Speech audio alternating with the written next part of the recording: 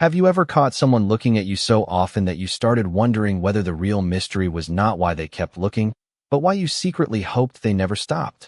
That question stayed with me long before I finally understood the answer.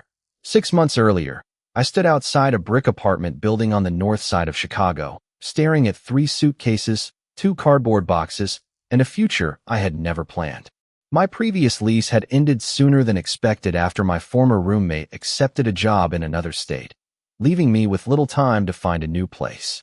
A coworker recommended an apartment with an available room, explaining that the current tenant was quiet, responsible, and easy to live with.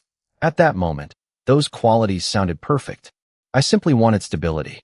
I carried my first box up 2 flights of stairs before knocking gently on the apartment door.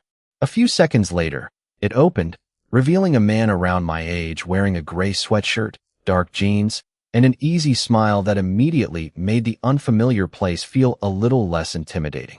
"You must be Ethan," he said, extending his hand. "I am Mason. Welcome home." There was something effortlessly genuine about him. He spoke without trying too hard, smiled without forcing it, and stepped aside so I could carry my belongings inside. The apartment itself was bright, comfortable, and surprisingly organized. Sunlight poured through large living room windows overlooking a quiet street lined with maple trees. Bookshelves filled one wall, several healthy houseplants sat near the windows, and the faint aroma of fresh coffee lingered in the air. Everything reflected the personality of someone who appreciated calm routines. Mason helped carry my remaining boxes upstairs, refusing every offer to let me do the heavy lifting alone. By late afternoon, most of my belongings had found temporary places around my bedroom. "There is a grocery store about 5 minutes away," Mason explained while handing me a spare apartment key. "We usually cook dinner instead of ordering takeout. No pressure, but you are welcome to join whenever you want." I thanked him, genuinely grateful for how naturally he included me without making the invitation feel obligatory. That evening, we cooked simple pasta together while talking about work, favorite movies, college memories, and the strange experience of living with someone completely new. Conversation flowed surprisingly easily. Every now and then, however, I noticed something unusual. Whenever I looked toward Mason unexpectedly, he seemed to already be looking at me. The moment our eyes met, he immediately glanced away and continued whatever he had been doing. The first time, I ignored it. The second time, I assumed it was coincidence. By the 5th or 6th time before dinner ended, curiosity quietly replaced coincidence. Maybe I was imagining things. After all, we had only known each other for a few hours. Later that night, while unpacking books in my bedroom, I stepped into the hallway to grab another box. Mason happened to walk out of the kitchen at exactly the same moment. Once again, his eyes rested on me for a heartbeat longer than seemed natural before he smiled politely and looked toward the floor. "Everything okay?" he asked. "Yeah," I answered with a small laugh. "Just trying to remember where I packed half my life." He smiled again before disappearing into his room. I stood there for another moment, strangely aware of the silence filling the apartment. It was not uncomfortable. If anything, it felt oddly familiar, as though we had skipped several months of awkward introductions without realizing it. Before going to bed, I caught my reflection in the bathroom mirror and quietly laughed at myself. Maybe moving into a new apartment had simply made me overly observant. Maybe Mason looked at everyone that way. Maybe I was inventing a mystery where none existed. I switched off the bathroom light, convinced the question would disappear by morning.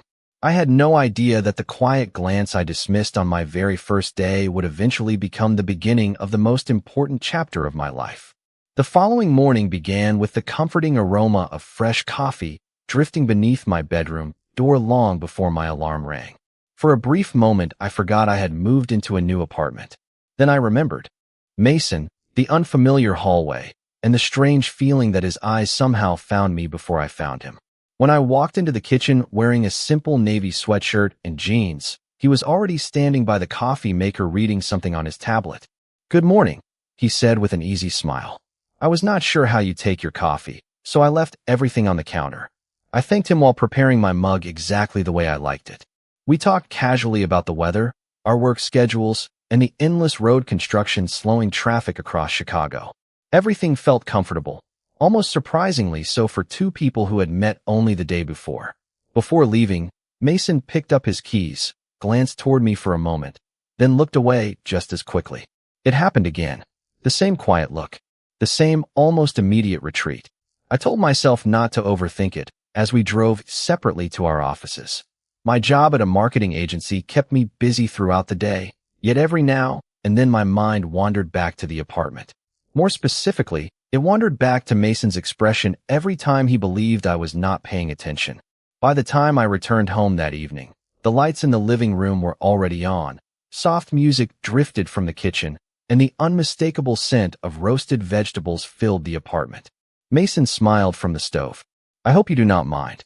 I made enough dinner for both of us." I laughed. "I think I am starting to like having a roommate." He smiled in return, though once again I caught that familiar glance lingering just a fraction longer than expected before he turned back toward the pan. Over the next 2 weeks, our routines settled naturally into place. Every weekday morning we shared coffee before work.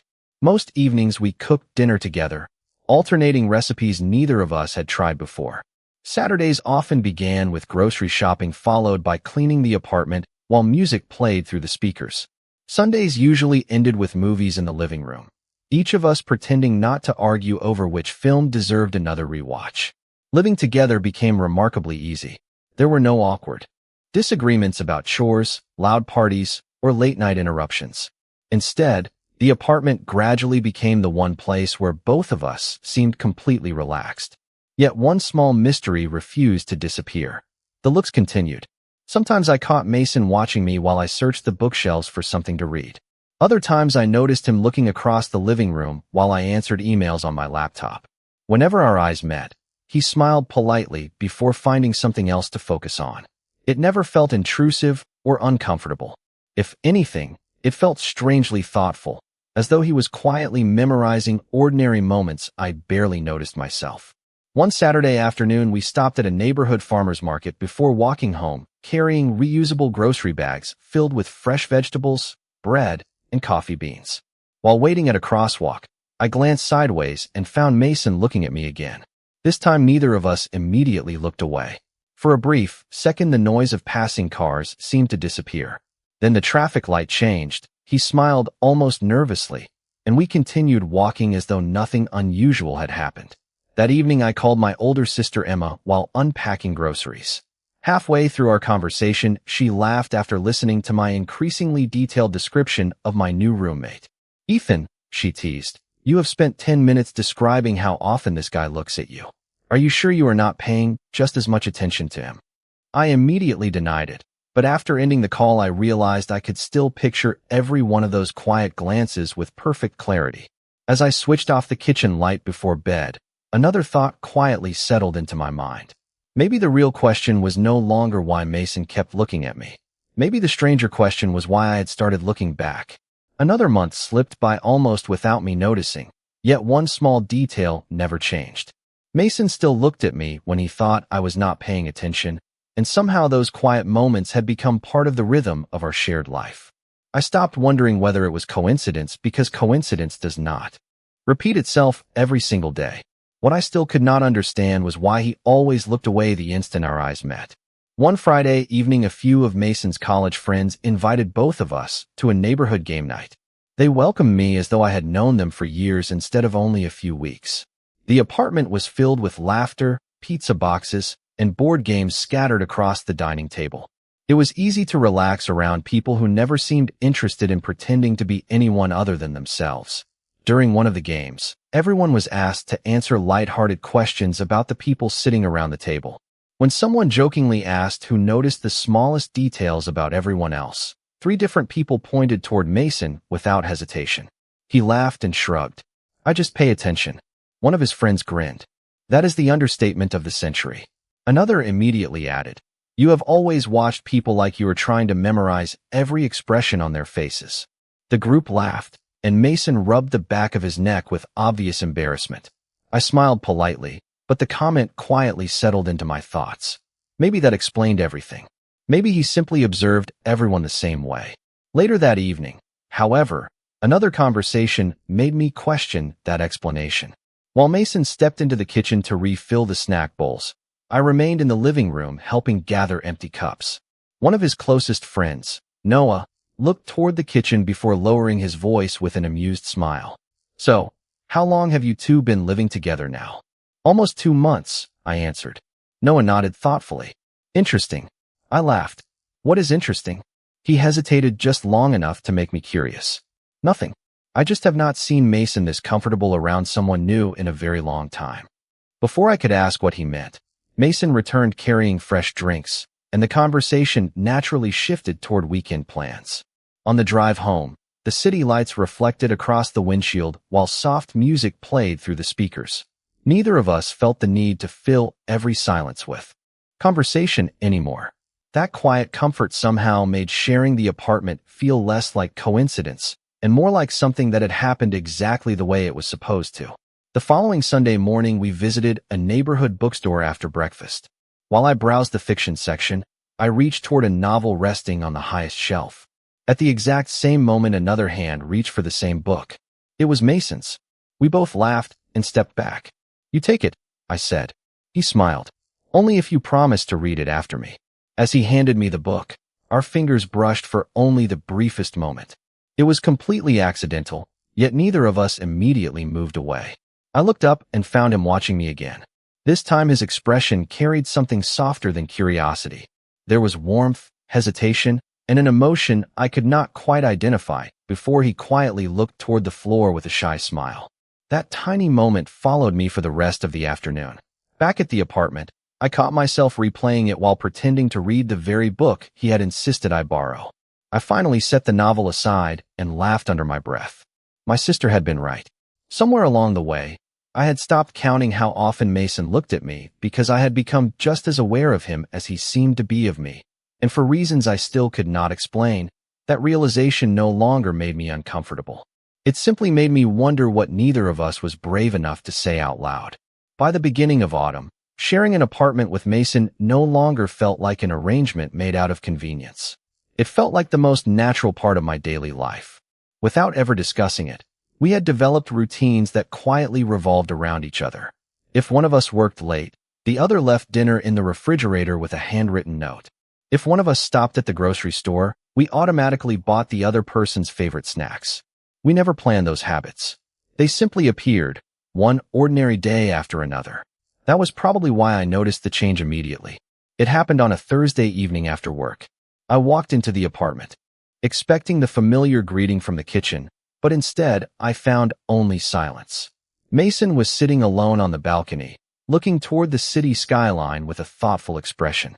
When he heard the door close, he smiled politely, yet something about the smile felt different. It was smaller than usual. Everything okay? I asked. Just tired, he answered. His voice sounded normal, but something inside me quietly disagreed.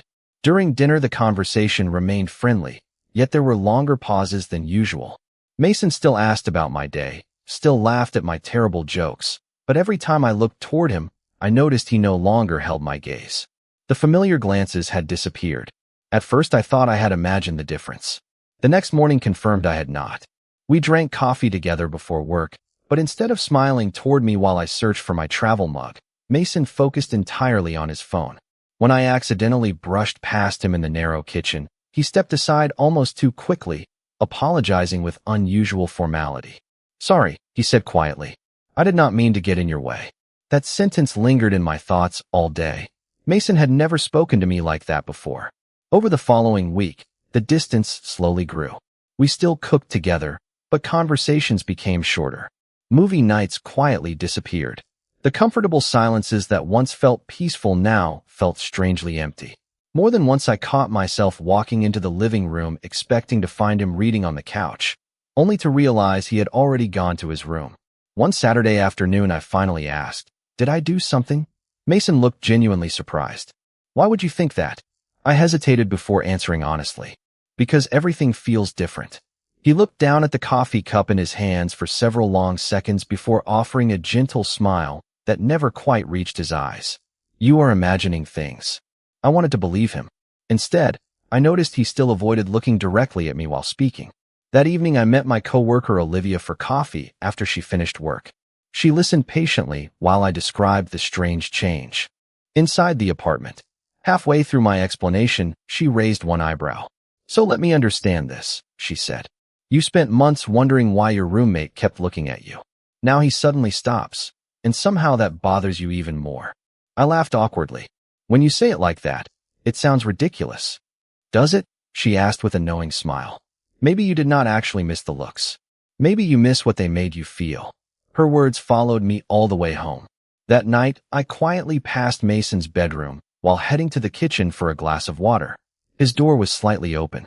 He was sitting at his desk reading, completely unaware I had stopped in the hallway.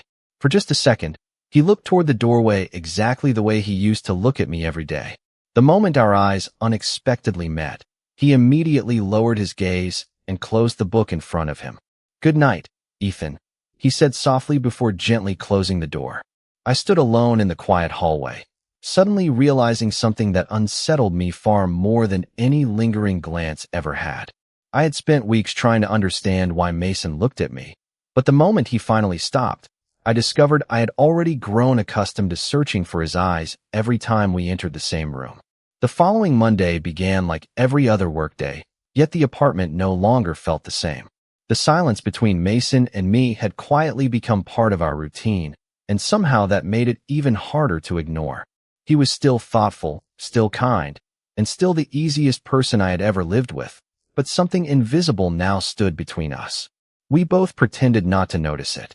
Every morning we shared coffee at opposite ends of the kitchen island, exchanging polite conversations about work schedules, weather forecasts, and grocery lists while carefully avoiding the one subject neither of us understood. The missing glances had created a space larger than the apartment itself. One evening I arrived home earlier than usual after a client meeting ended unexpectedly. The apartment was quiet except for soft instrumental music drifting from Mason's bedroom. I placed my laptop on the dining table before noticing a grocery list attached to the refrigerator with a magnet.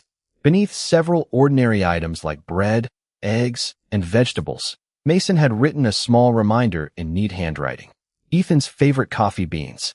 I smiled despite myself. Even after everything had changed, he still remembered little details about me without thinking twice. That realization stayed with me while I prepared dinner alone. A few minutes later, the front door opened. Mason stepped inside carrying reusable grocery bags and looked genuinely surprised to find me already home. "I thought you would be working late," he said. "The meeting ended early," I replied. For a brief second our eyes met naturally, almost like they used to. Then he quietly looked toward the grocery bags instead. "I picked up your coffee," he said. "The store finally had it back in stock." I thanked him, and for a moment it felt as though the invisible wall between us had almost disappeared. During dinner, the conversation flowed a little more easily than it had in recent weeks. We laughed about a disastrous recipe we had attempted during our first month as roommates, talked about an upcoming neighborhood street festival, and debated whether autumn or spring was the best season in Chicago. I caught myself hoping the awkward distance had finally begun fading. Then my phone buzzed on the table. It was a text message from a coworker named Claire asking whether I wanted to join several colleagues for dinner on Friday. Without thinking much about it, I smiled politely and replied that I would probably come. When I looked up again, Mason had become unusually quiet. He focused on his plate, nodded absent-mindedly at something I had just said, and excused himself only a few minutes later, claiming he wanted to finish reading before bed. I watched him disappear down the hallway with a strange heaviness settling inside my chest. Friday evening arrived quickly. After work, I met my coworkers at a downtown restaurant overlooking the river. Claire happened to sit beside me throughout dinner, and several people jokingly commented that we seemed to get along well. I laughed along with everyone else, but my thoughts wandered home far more often than they wandered toward the conversation around the table. When I finally returned to the apartment later that night, the living room lamp was still on. Mason sat on the couch with an open book resting in his lap, although it was obvious he had not turned a page in quite some time. He smiled politely when I walked through the door. "Did you have a good time?" he asked. "Yeah," I answered. "It was nice." He nodded. "I am glad." That should have been the end of the conversation, but before I walked toward my room, I noticed something lying beside him on the couch. It was the same novel we had almost reached for together in the bookstore weeks earlier. A folded bookmark rested between the pages. As I absent-mindedly picked it up, a small handwritten sentence on the back immediately caught my attention. It read, "Sometimes the hardest part is pretending not to look when looking feels completely natural. My heartbeat slowed as I stared at those words, suddenly wondering whether that bookmark had been forgotten by accident or left where I was always meant to find it. I stood in the quiet living room long after Mason had disappeared into his bedroom, turning the bookmark over in my hands again and again as though another sentence might suddenly appear on the blank side. Sometimes the hardest part is pretending not to look when looking feels completely natural. The handwriting was unmistakably his. Clean, careful, and familiar from every grocery list, every reminder on the refrigerator, and every birthday card he had signed for friends. I wanted to believe it meant nothing more than a thoughtful quote copied from somewhere else.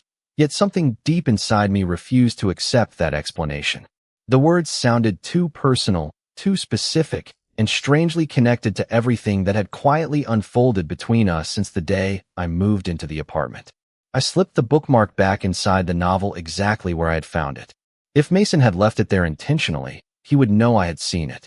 If it had been an accident, I did not want him to think I had been searching through his belongings. Neither possibility made me feel any less unsettled. The next morning arrived with steady rain tapping softly against the apartment windows.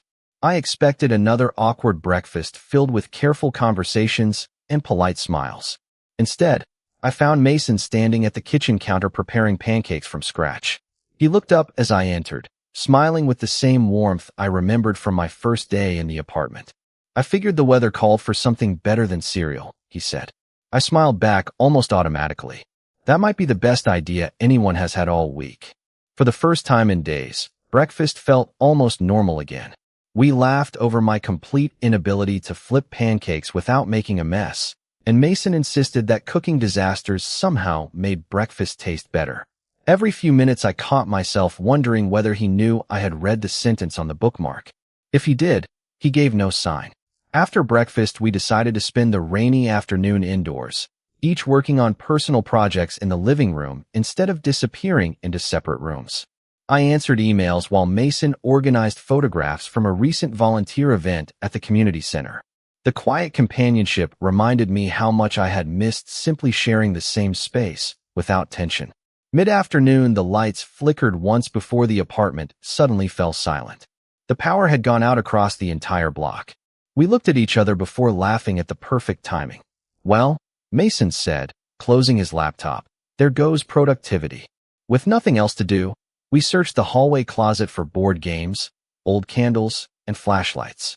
Hours passed surprisingly quickly as rain continued falling outside. We played cards, shared stories from college, and talked about childhood memories neither of us had mentioned before. Somewhere between laughter and candlelight, the invisible distance separating us quietly disappeared. As evening settled over the apartment, the electricity finally returned. Mason began gathering the game pieces while I helped place everything back inside the closet. Reaching for the same storage box at the exact moment, we both laughed again. Then the laughter faded into comfortable silence. Mason looked at me with the familiar expression I had not seen in weeks. This time he did not immediately look away. His eyes remained steady, warm, and quietly vulnerable. After several long seconds, he exhaled softly.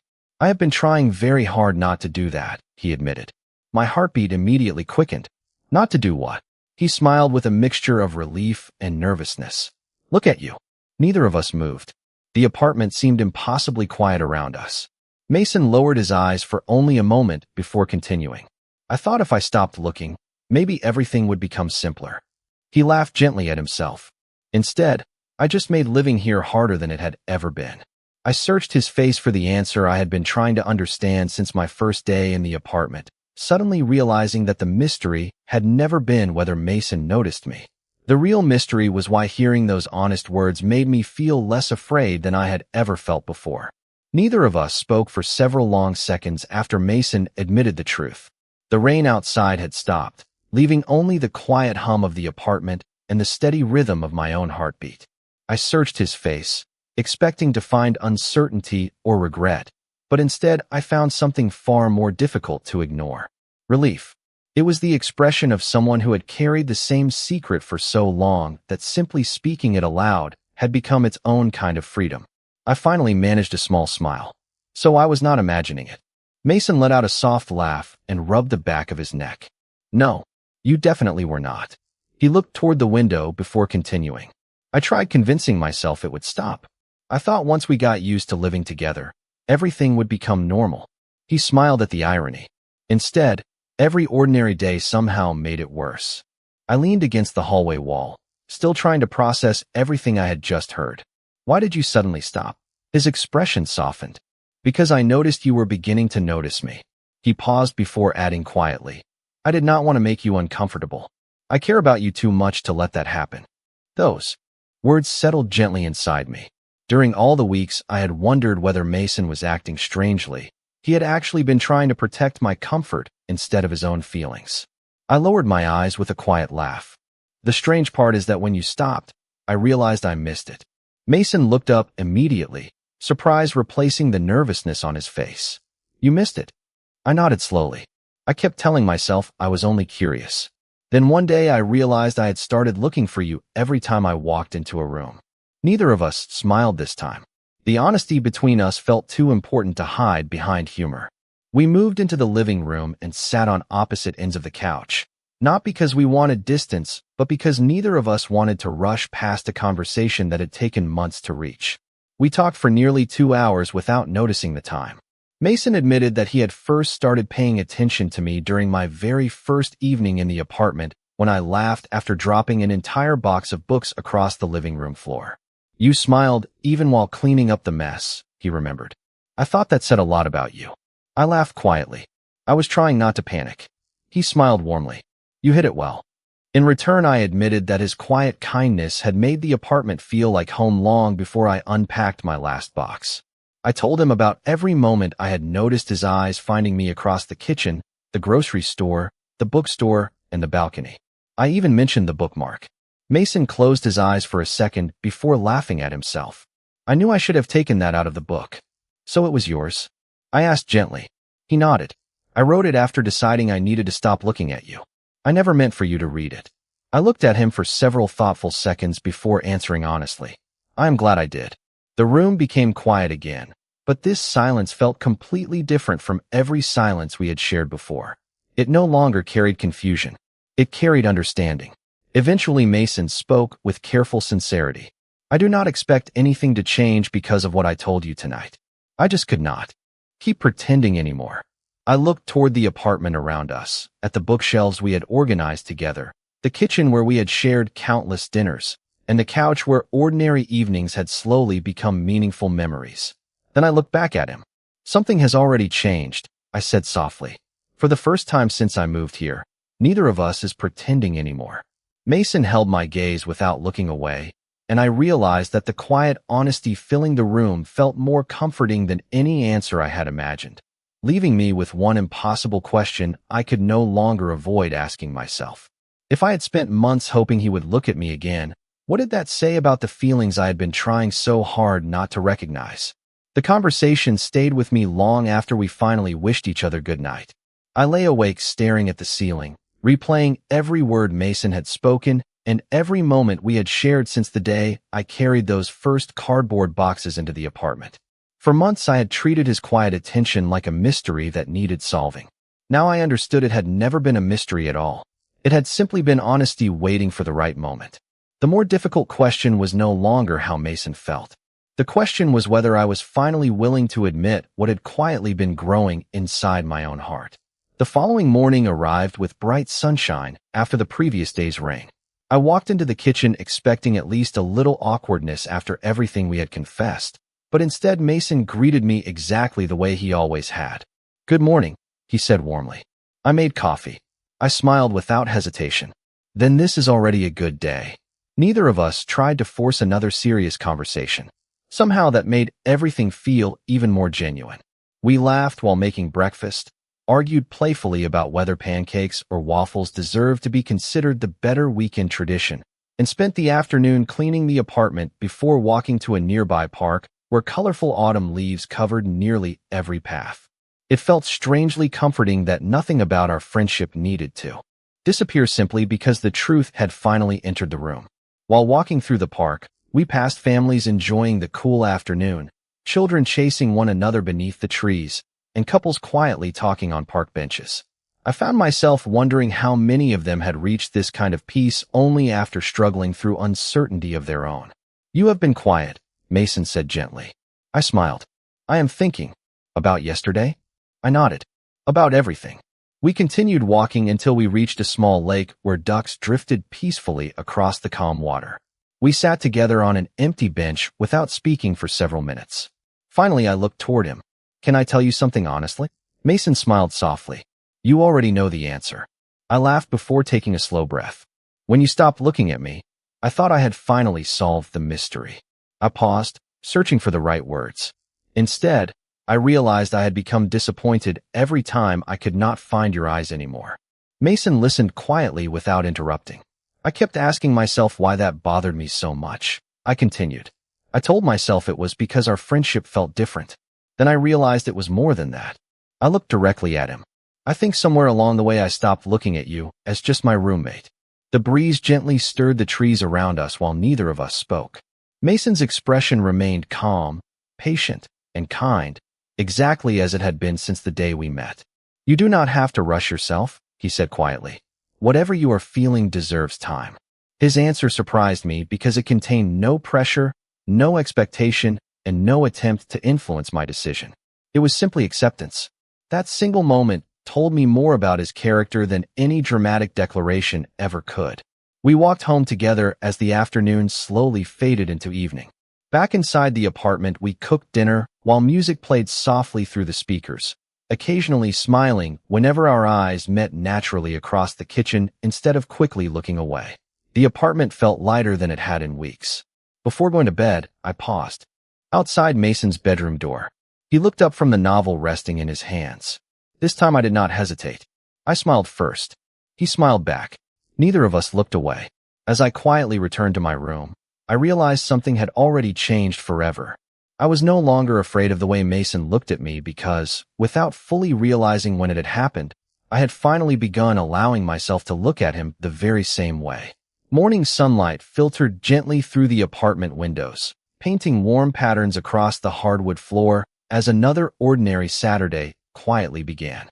Yet nothing about the morning felt ordinary to me anymore.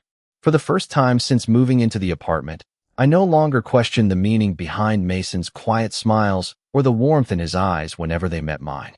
The uncertainty had disappeared, replaced by something both simpler and more frightening.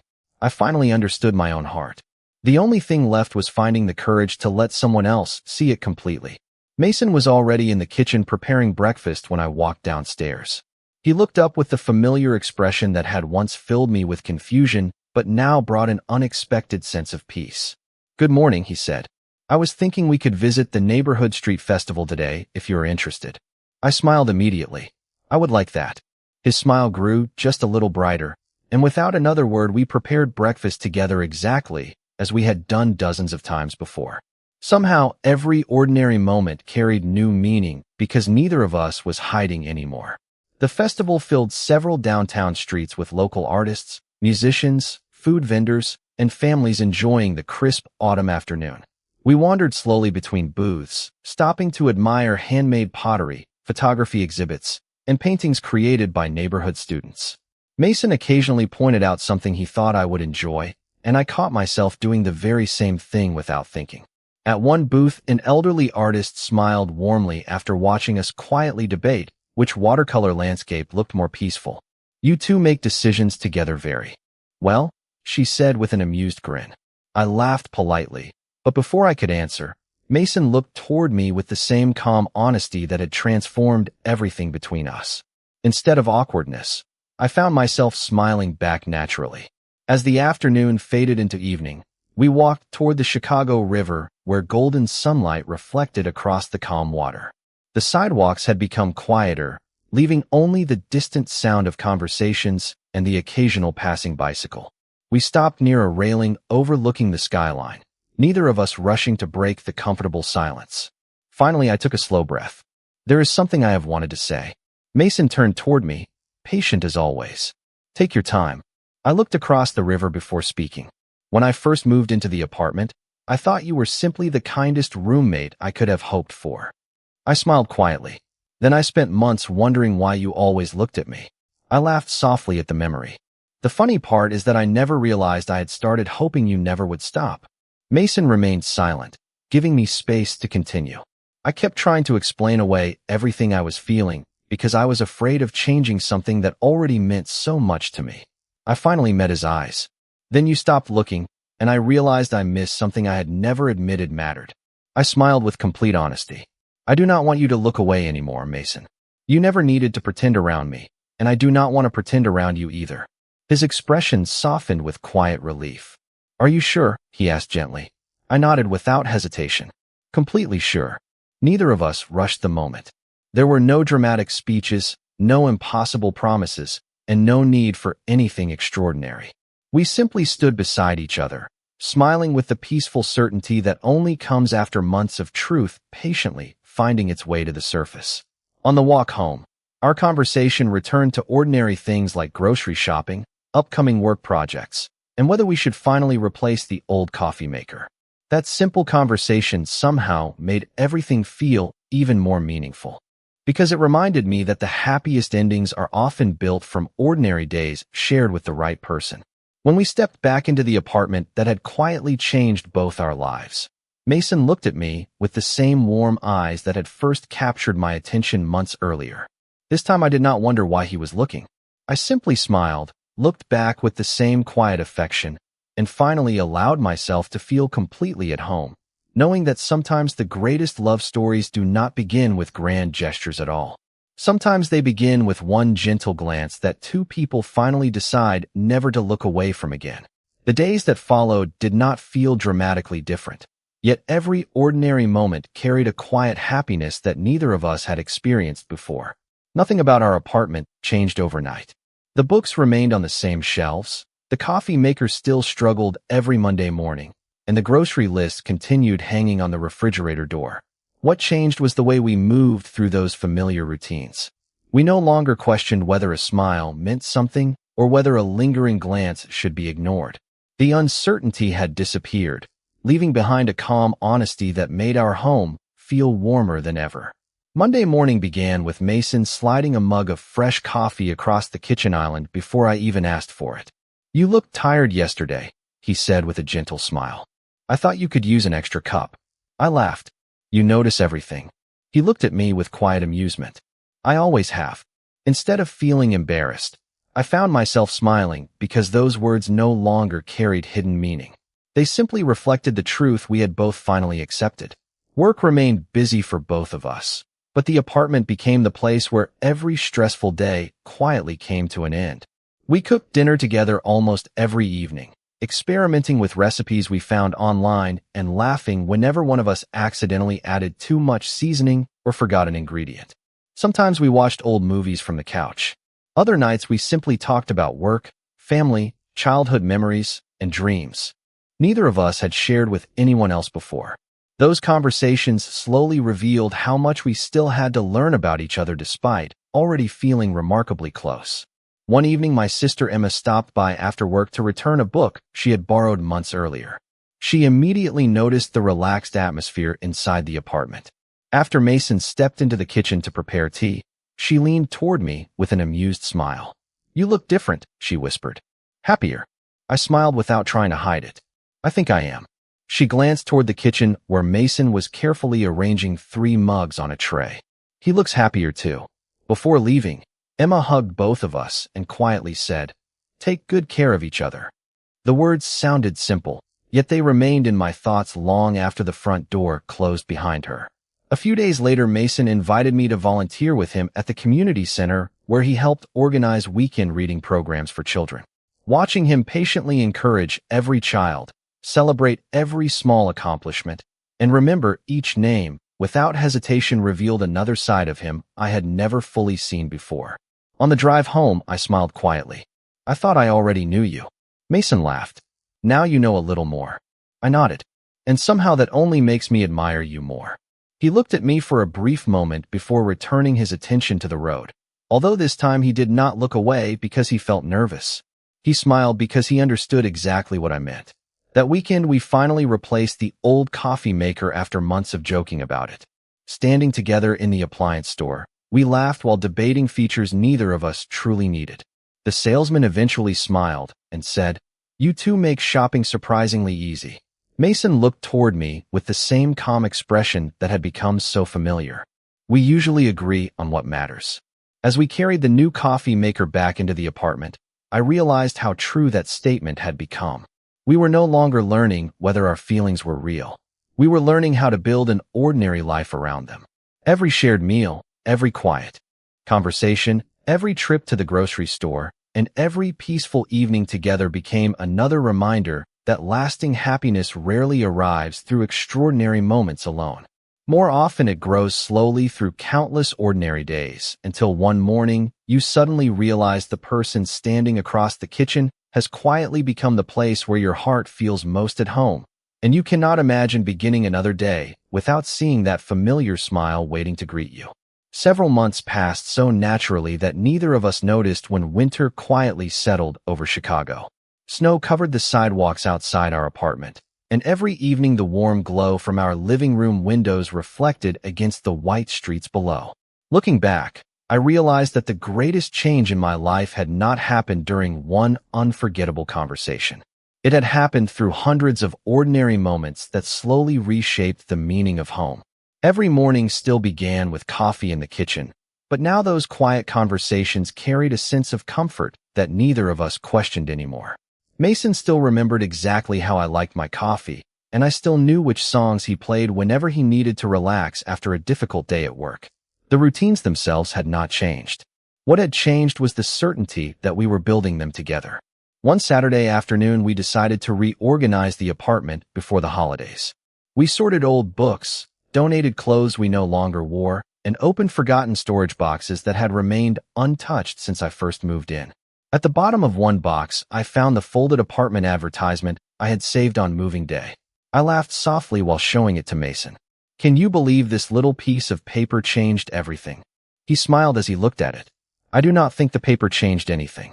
I raised an eyebrow. "No." He shook his head gently. "I think you did." His answer stayed with me long after we finished cleaning. That evening, we decorated a small, evergreen tree near the living room window, carefully placing simple lights and handmade ornaments collected from neighborhood holiday markets. Music played quietly in the background while fresh cookies baked in the oven.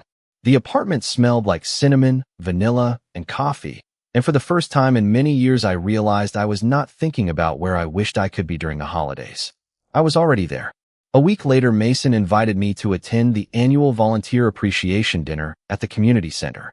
Many of the children immediately recognized him and ran over to say hello with excited smiles. One little boy looked at me before asking, "Are you coming back with him next weekend?"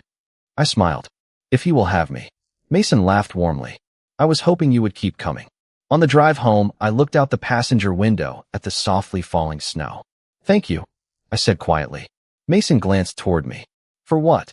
"For letting me become part of your life." He smiled with quiet sincerity. "Ethan, you became part of my life long before either of us found the courage to admit it." His words filled the car with peaceful silence. Later that night, we returned to the apartment, carrying leftover desserts from the dinner. While putting everything away in the kitchen, I noticed the old bookmark resting inside the same novel where I had first discovered it months earlier. I picked it up again and smiled at the familiar sentence. "Sometimes the hardest part is pretending not to look when looking feels completely natural." I handed it to Mason with a gentle laugh. "You should probably keep this somewhere safe." He looked at the handwritten words before smiling back at me. I do not think I need it anymore. He was right. Neither of us needed reminders of hidden feelings because nothing between us was hidden anymore. The apartment that had once been a temporary place to live had quietly become the place where both of us felt completely understood. As snow continued falling beyond the windows, I realized that the happiest chapters of life are rarely written through dramatic moments alone. They are written through kindness remembered, conversations shared, laughter repeated, and the quiet decision to choose the same person again every ordinary day. Looking at Mason across the softly lit living room, I knew, with complete certainty, that the glance which had once left me confused had become the clearest answer I had ever received, and every day since then had simply been another beautiful reason never to look away again. Winter slowly gave way to the first signs of spring, And with the changing season came a quiet realization that happiness does not always arrive as a dramatic turning point. Sometimes it grows so gradually that you only recognize it after looking back at the path you have already traveled. Life inside the apartment continued with the same familiar rhythm that had brought us together from the very beginning. Every morning started with fresh coffee, every evening ended with conversation, and every ordinary day became another reminder that the strongest relationships are often built through consistency rather than grand gestures.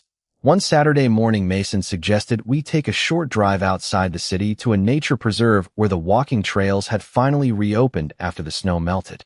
The air was cool, the trees were beginning to bloom, and families filled the winding paths enjoying the return of warmer weather. We walked side by side without feeling the need to fill every moment with conversation. That quiet comfort had become one of my favorite parts of being with him. There was never pressure to perform or impress. Simply sharing the same space felt enough. Halfway through the trail, we reached a wooden overlook facing a peaceful lake. The water reflected the bright blue sky so perfectly that it almost looked unreal. We stopped there for several minutes, listening to birds singing somewhere beyond the trees. You know, Mason said thoughtfully, I almost never rented out the second bedroom. I looked at him with surprise. Really? He nodded with a quiet laugh. After my previous roommate moved away, I seriously considered living alone. What changed your mind? He smiled before answering. Something told me I should at least meet the next person who answered the listing. I laughed softly. That was a lucky decision. He looked toward the lake before replying. It was the best decision I never realized I was making. His words settled gently between us, carrying the same quiet sincerity that had always defined him. On the drive home, we stopped at a small roadside bakery where an older couple welcomed every customer with genuine warmth. As we waited for our order, the woman behind the counter smiled kindly at both of us. You two look very happy together, she said naturally. The comment caught me off guard, not because it felt unexpected, but because hearing it from someone who knew nothing about our story somehow confirmed what I had slowly begun believing myself. I glanced toward Mason, and instead of either of us becoming embarrassed, we simply smiled. Later that evening, we cooked dinner together while music filled the apartment. I watched Mason carefully preparing vegetables exactly the way he always did, completely focused on the smallest details. Months earlier, I would have wondered whether he was secretly looking at me whenever I turned away. Now I no longer needed to wonder. Every glance, every smile, and every thoughtful gesture existed openly between us without hesitation. After dinner, we settled into the living room with books in our hands, occasionally reading in comfortable silence before sharing interesting passages aloud. The apartment felt peaceful in a way that words could hardly explain. It was not exciting because something extraordinary was happening. It was meaningful because nothing extraordinary needed to happen anymore. Before going to bed, I paused beside the living room window, looking out across the quiet Chicago streets where the first spring rain began falling softly beneath the streetlights. Mason joined me, standing quietly beside me without saying a word. After several peaceful moments, I smiled and said, "Do you ever think about how strange it is that everything started because you kept looking at me?" He laughed warmly. "Sometimes." I turned toward him with genuine gratitude. "I am glad you never completely stopped." He smiled with the same gentle warmth that had first welcomed me into this apartment months before. "I think," he said softly, "we were both looking for home. We just did not realize we had already found it in each other." As the rain quietly continued outside, I realized there was nothing left to fear, nothing left to hide, and nothing left to question because the ordinary life we had built together had become the happiest answer either of us could have hoped to find. 1 year later, I found myself standing in exactly the same apartment where everything had quietly begun. Morning sunlight poured through the familiar living room windows. The shelves were still lined with books we had collected together, and the same coffee maker that had once seemed like such an important purchase hummed softly in the kitchen. Some things had changed over the months, yet the little details that made this place feel like home remained exactly as they had always been. Mason was preparing breakfast while humming absent-mindedly to a song playing through the speakers. I smiled without saying anything because moments like this no longer surprised me. They had become the foundation of our everyday life. Looking back, it was difficult to believe how much time I had wasted trying to explain away something that had quietly been growing from the very beginning. I had convinced myself there must be another reason behind every glance, every thoughtful gesture, and every smile that lingered just a little longer than expected. The truth had been remarkably simple all along. Someone cared about me, and eventually I found the courage to care just as openly in return. After breakfast, we decided to spend the afternoon visiting the neighborhood where we had first explored bookstores, coffee shops, and weekend markets together. The familiar streets carried hundreds of quiet memories that only the two of us truly understood. We laughed while passing the bookstore where our hands had reached for the same novel, smiled at the small bakery where we had shared warm pastries after long walks, and stopped beside the riverside path where I had finally admitted that I no longer wanted him to look away. None of those places had changed very much, yet each one reminded me that ordinary locations become extraordinary when they hold pieces of your happiest memories. As the afternoon slowly turned into evening, we returned home carrying fresh bread, coffee, beans, and flowers for the dining table. While arranging everything in the kitchen, I noticed the old handwritten bookmark resting inside the familiar novel once again. I picked it up carefully, smiling at the sentence that had once left me awake with endless questions. Sometimes the hardest part is pretending not to look when looking feels completely natural.